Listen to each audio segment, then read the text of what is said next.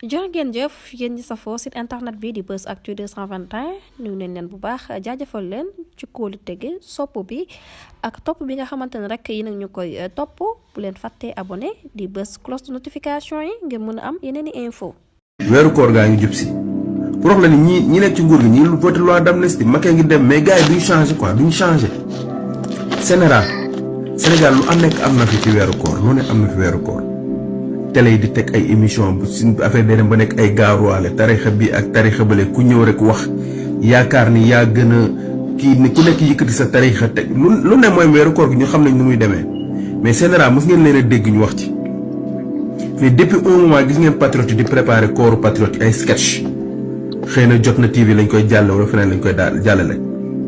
Sénégal génne na communiqué di artu Sénégal génne na communiqué di artu ci sketch yi ñuy waajal weeru koor geeg yu demee noonu ak élection yu jëm ñu moytu def lii ñu moytu def laa dara waralul seen communiqué bi lu dul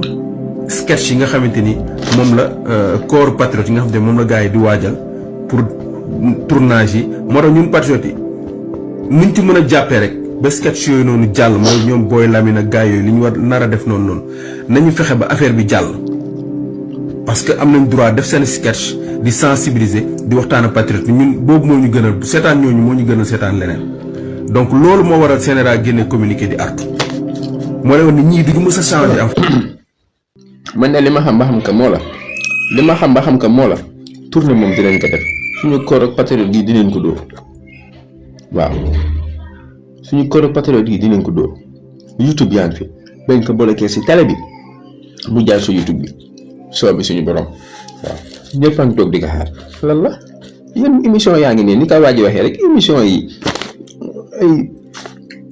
jàkkaarloo xam nga quartier général xoolal dafa am politique danañ fa wax politique danañ fa wax candidat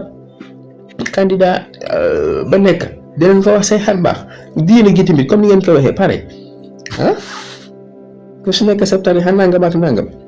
mun a am si weeru koor yi surtout politique yi ngeen bañ naan kenn du fi si weeru koor yi wala yéen si sketch yi lañ ko loolu lay yomb Sénégal ndax tënk lépp la xamante day jàll télévision lu jëm si koor gi lépp la tënk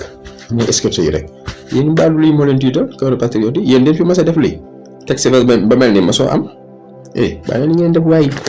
kooru patriote yi na ngeen ko xaar dégg ngeen du yomb